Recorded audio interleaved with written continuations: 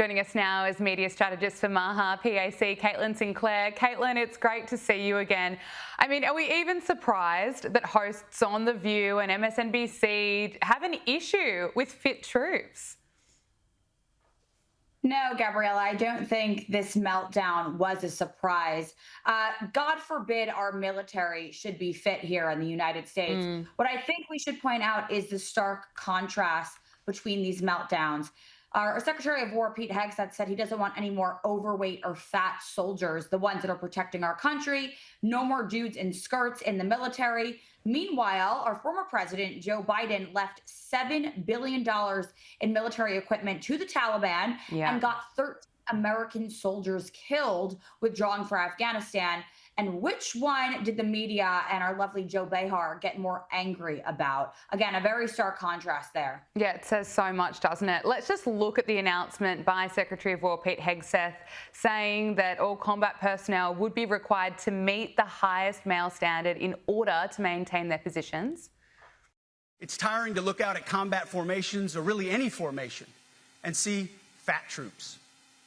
Likewise, it's completely unacceptable to see fat generals and admirals in the halls of the Pentagon. So whether you're an airborne ranger or a chairborne ranger, a brand new private or a four-star general, you need to meet the height and weight standards and pass your PT test. Yeah, Caitlin, it says so much that Liberals are offended by what Pete Hegseth had to say. But I want to talk to you about MAHA. There was a classic Donald Trump moment in the White House this week when RFK Jr. sneezed. Let's take a look at this. They couldn't test it. God bless you, Bobby. I hope I didn't catch COVID just there. Don't you have Paxlovid? What is it? He's got Paxlovid. Give me a Paxlovid immediately. And he was saying that to the CEO of Pfizer. But also this week, Caitlin, Donald Trump signed an executive order aimed at improving ways to identify and treat pediatric cancers using AI. And so the use of AI will also be to identify new cures. And in signing this order, the US is adding another $50 million to the Childhood Cancer Data Initiative. Is that right? Yes, that's absolutely right. So there's a lot that's going into this initiative. This president is a man that wants to get answers to the mama bears of this country that have been requesting those answers for their kids, their pediatric kids that have been suffering so badly with cancer. And we're trying to use this technology of AI to our benefit. That's what our president wants to do. And just to paint a picture for your viewers, this president was in the Oval Office signing an executive order to unleash cures, hopefully, for pediatric cancer. And Democrats were busy shutting down the government, Gabriella, over their demand that illegals get health care. So another stark contrast, just to paint a picture, the difference couldn't be more stark. They have to make sure that, of course, their future voters get health care. But the American people that have been screaming and demanding answers for decades are still suffering. Yeah, it's a great point. Now, YouTube is going to be paying more than $24 million to settle a lawsuit brought by Donald Trump over the company's decision to suspend his account back in 2021. Now, this comes after YouTube said that it would be reinstating accounts that were banned, partly due to the content that was covered on topics such as COVID-19, the 2020 election, and also those accounts were suspended partly due to pressure from the Biden administration. Now, Caitlin, this payout, I guess, is another victory, but it's also a reminder of just how insane that time was, where Donald Trump was banned from, or he was suspended from YouTube, he was banned from Twitter. YouTubers were suspended if they didn't follow this strict COVID-19 narrative that was being put out by mainstream media outlets. And we've also heard from Meta just earlier this year that the Biden administration made them censor content. What do you make of this? Yeah, I think part of the conversation that's missing right now that I'd love to bring in, that I think my generation is picking up on, is these people didn't just wake up one day, Gabriella, and realize they have a conscience and realize they actually want to be honest people. It's because the culture has shifted. Yeah. Being conservative is no longer considered, quote, dangerous. It's now in. Being MAGA isn't fringe anymore. It's accepted. So the Mark Zuckerbergs of the world, the Googles and the Instagrams and the YouTubes of the world, they wanted to rewrite history. And now they're just playing and coming up out of nowhere saying, oops, my bad. No, it doesn't work like that, Gabriella. Where was their grace when it actually mattered? Because so many of us conservatives, we were actually censored and canceled for telling the truth back then. So I don't think the American people appreciate them coming out of nowhere saying, my bad, won't happen again. Where's the real accountability? Because again, real people paid real prices for telling the truth when it was actually hard. This is the easy way out, in my opinion. Couldn't agree with you more. Now, JD Vance was in the White House today reminding Liberals how to take a joke. Posting some images of Leader Jeffries and Senator Schumer recently. You've said that you're interested in good faith negotiations with these leaders, but what message does that send? Is it helpful to post pictures of Leader Jeffries in a sombrero if you're trying to have good faith talks with him? Oh, I think it's funny. The president's joking, and we're having a good time. You can negotiate in good faith while also poking a little bit of fun at some of the absurdities of the Democrats' positions, and even, poking some fun at the absurdity of the Democrats themselves. I mean, I'll tell Hakeem Jeffries right now, I make this solemn promise to you that if you help us reopen the government, the sombrero memes will stop. And I've talked to the President of the United States about that. Caitlin, I love seeing it. Some reporters are still just so triggered by what this administration is doing, which includes having a laugh and posting memes. Yeah, that's right. And the fact that memes trigger the left more than open borders, collapsing economies, collapsing families, really shows their weakness there. I would love to ask that reporter, I don't know his name, was it at all helpful, to use his words, when the Democrats and the left were calling conservatives deplorables, calling Trump Hitler, because these are just silly sombrero memes, but they were calling Trump and his supporters fascists and Nazis. So this is pretty tame in comparison. I don't know. And they still are. That language has not dialed down at all.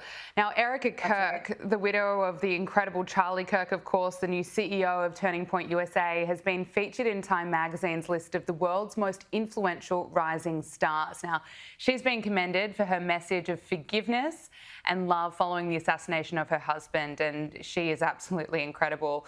Times wrote, few would have faulted Erika Kirk if she had stood before tens of thousands at her husband's memorial and demanded retribution. Instead, 11 days after Charlie Kirk was assassinated while speaking at a university, his 36-year-old widow offered something rare in today's politics: forgiveness. Caitlin, can I get your reaction to this?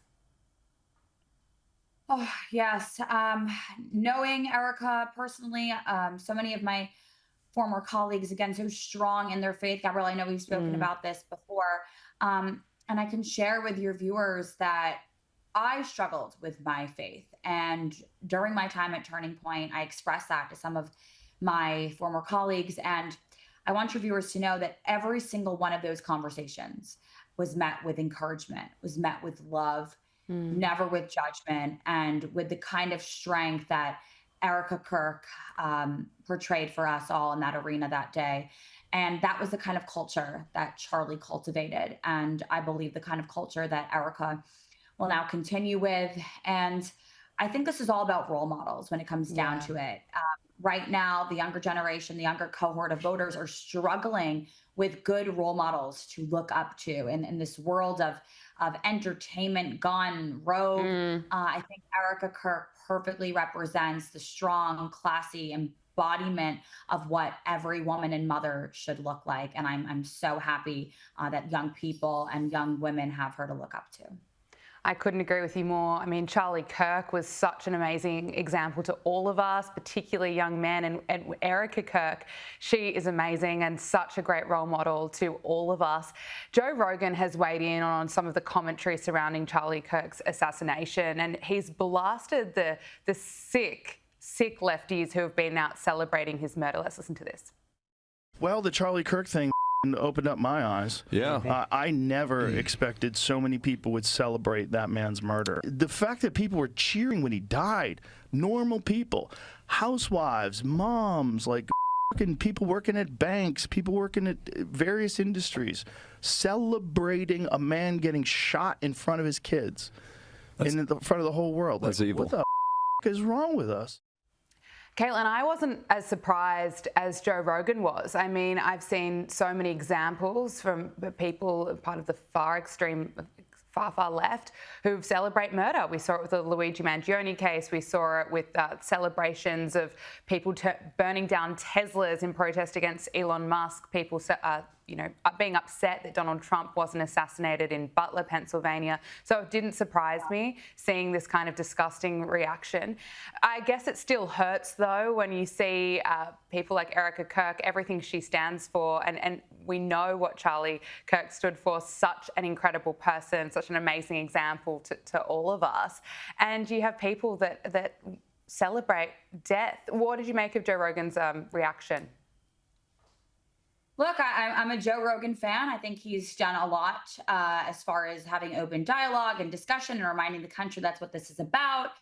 But I don't know why it took this tragedy for Joe Rogan to realize that this was never the party of inclusion. Yeah. This was never the party that wanted to use careful rhetoric, that was kind. Remember the summer of love? We all remember the summer of love.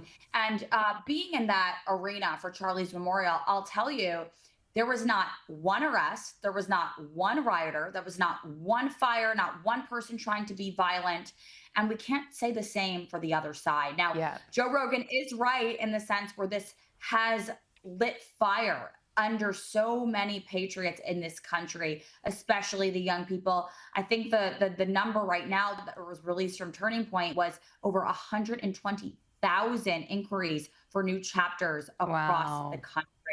So if any of the evil forces that were celebrating out there thought that a bullet was going to stop this movement, Gabriella now needs to know that all it did was ignite over 120,000 new soldiers. And we're going to see that very soon. Caitlin Sinclair, well said. Thank you so much for joining us. Great to speak with you. God bless.